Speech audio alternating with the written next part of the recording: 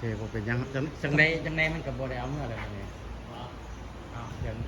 ภายในเดี๋ยวแม่นบ่สิบ่ทันติ แต่เงี้ยนี่ คือว่าสิเอาเมื่อใดบ่ ลองเบิ่ง ผมหมายว่าเขาไฟแนนซ์นี่ก็หมายว่ามันก็ถ่ายไฟแนนซ์ก็หมายถึงเอามันต้องเอาตามเรนนอนอยู่แล้วผมบ่จักว่ามันต่อทีเอาเมื่อบอเดี๋ยวมันก็แล่นมาบ่มันแล้วบ่จังได๋นะก็ บางเมื่อก็ได้ มัน กับมืออื่น แกก็บ่มีว่าแค่ตามกันซื่อ มืออื่นอยู่แล้วแน่นอน แต่คือบ่พลาดแต่มื้อนั่นนะ แต่ ผมห ว่าม ายก็ มื้อนี้กันว่าได้ก็ดี เพราะว่ามันจังสิบ่ได้รบกวนผู้อื่นเขาอันนี้พามาเหตุผลนะมันบ่แม่นอันนี้เองเด้หาเขาพามาอันนะของมันนะไปเล่นมาแล้วดูไปเล่นไปเยอะแล้วก็ทำมาได้กับ ถ้าว่าโอเคสมัยสำนึงกับอนุบาลที่แน่เพราะว่ามือเงินเขาจะแบ่งเอามาให้มันแล้วอีกก็ไปตกไปเช็ดหนังสือยังดอกแต่บ่ทันมื้อนี้นะทำไมจังว่ากันเนาะไปตามเวลาเนี่ยก็บ่ได้อันนี้หรอกเขาแค่ร่วมกันได้ก็ดีตัวตามลูกแน่ตามไปแน่แม่นแน่ก็ใส่เวลาเช็คกวดรถนี่เนาะบ่ฝากอันนี้Hyundai เนาะ Hyundai X1 ปี 2014 เนาะเก่ามงนั่งเอาเก่าที่นั่งพอได้ป้าไว้แถวหนึ่งป้าไว้ใส่เครื่องใส่ยังนะเดินทางยังเนาะอันนี้เอารถมากวดทุกสิ่งทุกอย่างเข้ามาเบิ่งมายังแต่ก็สิให้เขาเบิ่งเบรกให้ไม้อีกแล้วก็ทุกสิ่งอย่างแหละว่าซาเปลี่ยนน้ำมันเครื่องน้ำมันหม้อน้ำว่าเบิ่งเบรกออกเบรกในว่ามันเป็นจังไดเขาก็สิขวดเบิ่งใหม่อีกว่ามีปัญหาบ่รถเนี่ยถือต่ำถือยังแต่มันก็สิมีต่ำมียังเนี่ยนิดหน่อยแหละก็นี่คือจังซี่บ่มันก็ต้องมีก็สมราคาเนาะตัวนี้2014นี่2014นี่ระวังคืออยู่นี่แสนใหม่เนาะ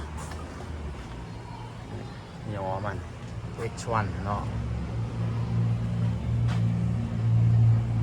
Hyundai X1 รถตู้เก่ามองนั่งอันนี้สิเป็นเซ็นเซอร์มันเนาะเซ็นเซอร์ถอยหลัง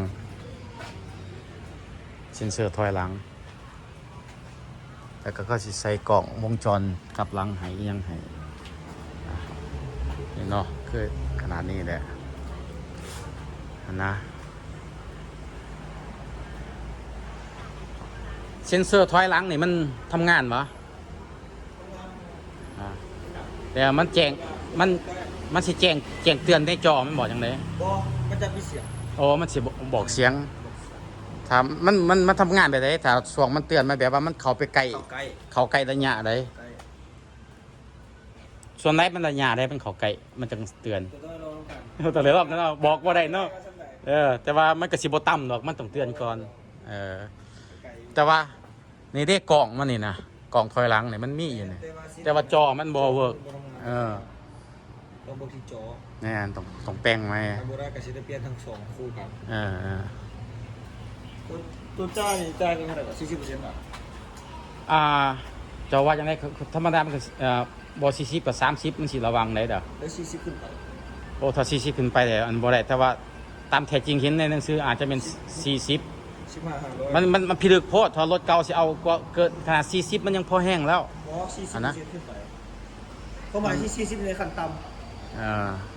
แต่ว่าเห็นอยู่30เห็นอีหยัง30ตามในหนังสือหันเห็นตามในโพสต์หันเห็นว่า40อันนะแต่ว่าถ้าว่าความหมายว่าถ้าโพสต์เกินหันค่อยก็บ่เกินเพราะหมายว่าขั้นต่ำจะจ่ายไกลกว่า40ก็ได้แต่ว่าดีเบตขั้นต่ำมา4015,500เนาะ40%จะต้องจ่ายคนทุกคนส่งดีเบตทั้งผ่อน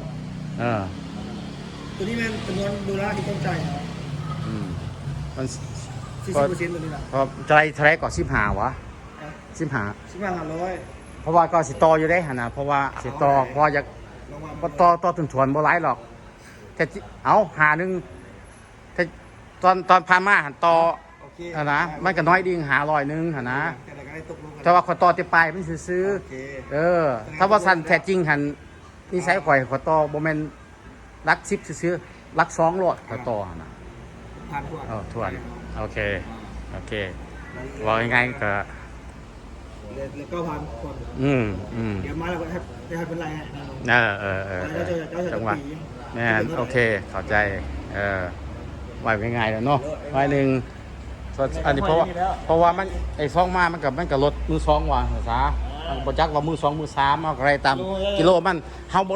หรอกมันสิ4คนก็ตามเพราะมันเรื่องกิโลมันพูดอันนะ ก็เข้าใจดี เอาคอยกระซ่างก็แพงเลยคือการก็สิว่าหัวจัก เสียเป็นเป๊ะเลย บ่คอยแท้จริงคอยนี่เป็นสร้างคอยขี่รถเก่าแล้วบ่เป็นสร้างหันคือเมียคือพื้นเขาขี่รถใหม่มันบ่ตายแต่ว่าเฮาแก้ไขได้มันตายกลางทางเฮาแก้ไขได้ความหมายว่าพ่อนี่ได้แต่ว่าเพราะว่าคอยก็แปลงเองเบิดถ้าว่าบ่แม่นว่านอกเนื้อจากว่าเขาบ่มีเครื่องมือคอยจะเอาเขาหาแต่ว่าส่วนตัวแล้วเขาได้ส่วนนึงแล้วก็แปลงเองเบิดบ่มีเขาหาก็คือก็คือประมาณนี้เด้เนาะรถตัวนี้เนี่ยมีแต่ว่าขาขับแปลงกับขาไฟแนนซ์มาเนาะถ้าไฟแนนซ์มาจะมาล่มกันไหมว่าเป็นยังไงตามคือหัวยินมันนึงนี่แหละแต่ก็จากเส้นหนังสือก็คือ10 ท่านมื้อนี้ก็อาจจะเป็นมื้ออื่นว่ามันสิได้ไปสำใดอาจจะได้เอารถออกมื้อนี้หรือว่ากระถามมื้ออื่นก็บ่เป็นหยังโอเคเดี๋ยวเจอกันบัดพวกไฟแนนซ์มาเนาะโอเคอันนั้นเป็นอลิซามานั่งขาอลิซากับเอื่อยมวนบ่ฮะมวนบ่ จะบ่อายเลยบ่เป็นสาวละ ล่มเพิ่นหันเพิ่นลดให้500ก็เลยถอน15พอดีก็เป็น 6,000 ถอนบ้างเหลือ900กับไฟแนนซ์สันแหละโอเคเดี๋ยวไฟแนนซ์มาจังมาตกลงกันใหม่แล้วว่าเซ็นหนังสือจังว่ากัน